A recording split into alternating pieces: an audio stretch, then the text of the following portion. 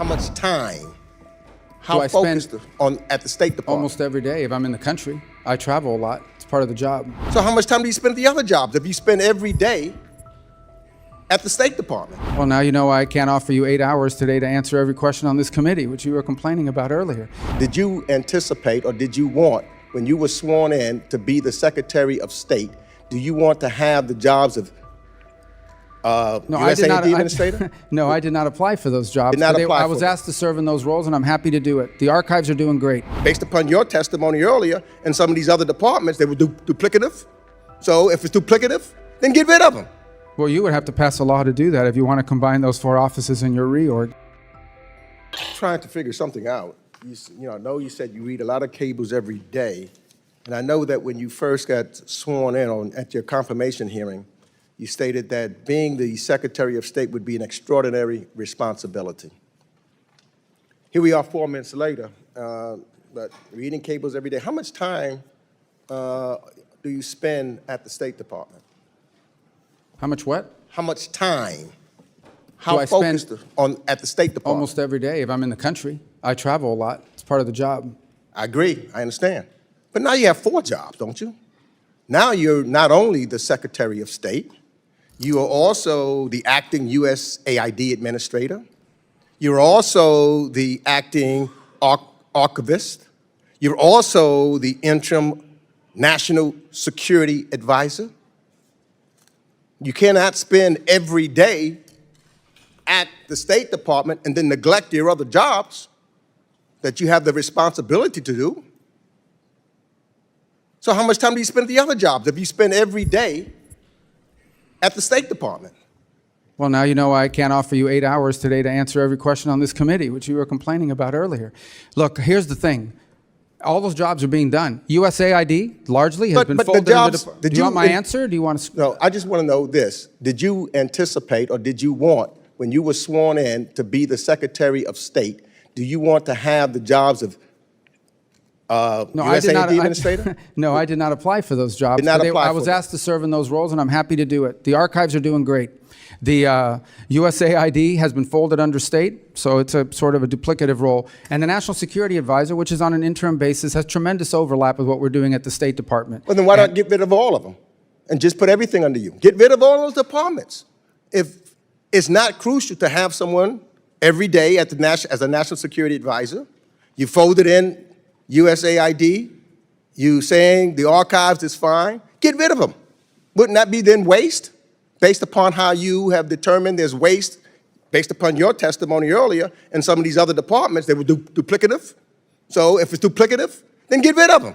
Well, you would have to pass a law to do that if you want to combine those 4 offices in your reorg. Well, look, that hasn't stopped you in the past because the law requires you to consult with Congress on any proposed reorganization of USAID or the State Department. That hasn't happened. I agree. It should be the Congress's responsibility.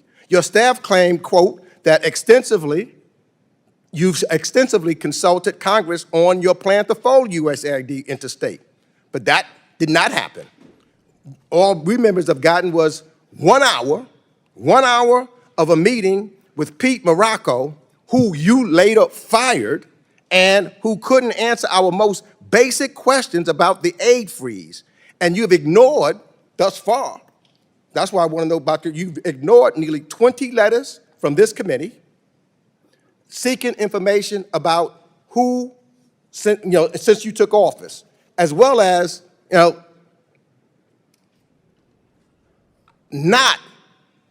we spoke one time, but not consulting this committee at all. I don't call that extensive consultation. So you're right. Things that you've done should be in collaboration with the United States Congress. But surely the USAID and all of these other things Congress was not consulted one time. Senator Rubio would have demanded it. Well, we've complied with every part of the law. Every single part of the law has been complied with, including, you, for example, have written us 16 letters. You've been briefed on 7 of them. Some of them we couldn't answer, and we told you why we couldn't answer, because they were subject to litigation. 4, you've gotten answers in writing, and 5 we've gotten just in the last few days. Well, have not. 16 letters. I've been there 17 I weeks. have You write not. me a letter I'm a going to week. yield my last. Where for the first time since the end of the Cold War, the United States had a near-peer competitor and adversary in the state of China. And we need to confront that. And our foreign policy needs to be geared around that and on the realities of this new world. And so what that means is we have to have a State Department that can deliver on a foreign policy that is rooted in the national interest of the United States. To defend the national interest of the United States requires us, number one, to make sure that every dollar we spend and every action we take has to have measurable outcomes that deliver for the American people. They have to either make our country safer, or they have to make our country stronger, or they have to help make our country more prosperous. It has to do at least one of those three things. And ideally, whether it's a program or a measure that we take, it should do all three of them. Now, what that means is that there are some great causes in the world. There really are. There are some great causes. There are some horrifying things that are happening on the planet. America cannot solve every single one of them. What we need to focus on is prioritizing our foreign policy to those areas that are in our national interest. Now, we will still remain the largest contributor of foreign aid and humanitarian assistance on this planet by far. The United States, even under the budget that's before you today, and the changes we have made, will still contribute more in foreign aid than the next 10 countries combined, than the entire OECD. The next closest country is not China, it's Germany, and it's way behind us, even now. But that foreign aid has to be geared towards our national interests. We need to design a State Department that delivers on that. Yes, we canceled a bunch of contracts in USAID. Some were stupid and outrageous, others didn't serve the national interest, and others we kept. And we are folding it under the Department of State. And you know why? Because we want it to be part of the toolbox of foreign policy, not a standalone. It is not charity. Foreign aid is not charity. It is designed to further the national interest of the United States. So we will do humanitarian assistance. We will do food assistance. We will do developmental assistance. And we will do security assistance. But we will do it driven by our embassies and our regional bureaus. Because what those issues mean look very different in Guatemala than they may in Chad or in Kenya or in some other part of the world in the Indo-Pacific. And so one of the things that we have tried to do in our reorganization is drive power and influence on policymaking and decision-making to the regional bureaus and ultimately to our embassies. Our embassies, our ambassadors, are the front line of American foreign policy. The most important thing I do every single day is not read memos, it's read cables. Every night I get 10, 15 select cables from stations around the world, different embassies. The best ideas in that building come from the ground up from our embassies. Now I want to tell you something else. Look, I did serve in the Senate for a long time, so this is a new job to me. When I got there, I'd get a memo. I still get these memos. I should have brought one today. In order for an idea to reach me, a decision to reach the Secretary of State, some of these things have to be checked off by 40 people, 40 boxes. And if any one of these people has a question, they can hold it up before the idea even ever gets to me. Now that sounds like a crazy thing to begin with. We can't afford it in the 21st century. We have to be able to move very quickly. And a case in point is what happened last week.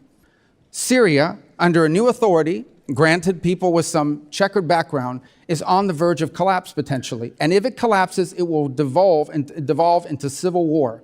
And civil war will mean that it will become a playground for ISIS and other jihadists, not to mention Iranian influence coming back in. So there's no guarantee that by outreach and working with the transitional authority in Syria, things are going to work out. It may work out, it may not work out. But if we don't reach out and try, it's guaranteed to not work out. And so we had to move very quickly to action that. If we had not done sanctions relief last week, and now the EU has followed suit, then our partners in the region could not have provided donor dollars so that transitional authority could try to stabilize its governance of the country. That place could have collapsed within weeks and become an ISIS playground once again. There is no way that a traditional system could have delivered on that. It would have gone to the interagency. It would have gone to 6 to 9 months of debate. Any individual could have held it up with an information hold, and we never would have acted. We can't afford it. The world moves too quickly. And so we need to drive policy from the ground up, from our embassies and our regional bureaus, and that's what we're doing. And that's what we're doing. On the last point I would make about foreign aid has to be part of our portfolio, part of what we do, and it has to be consistent with our agenda in any region of the world or any country. And oftentimes you will find, and maybe some of you have found when you travel, you go talk to an ambassador and they will tell you what USAID was pushing and what they are pushing in the country are not just different, they're in contradiction. And in many cases, USAID programs were undermining the mission of the embassy. That's a fact. And I heard that over and over again. I've heard it in the Caribbean basin, and I've heard it in other parts of the world. I am not the first Secretary of State that wanted USAID and foreign aid to be under the Department of State. I'm just the first that's been able to do it.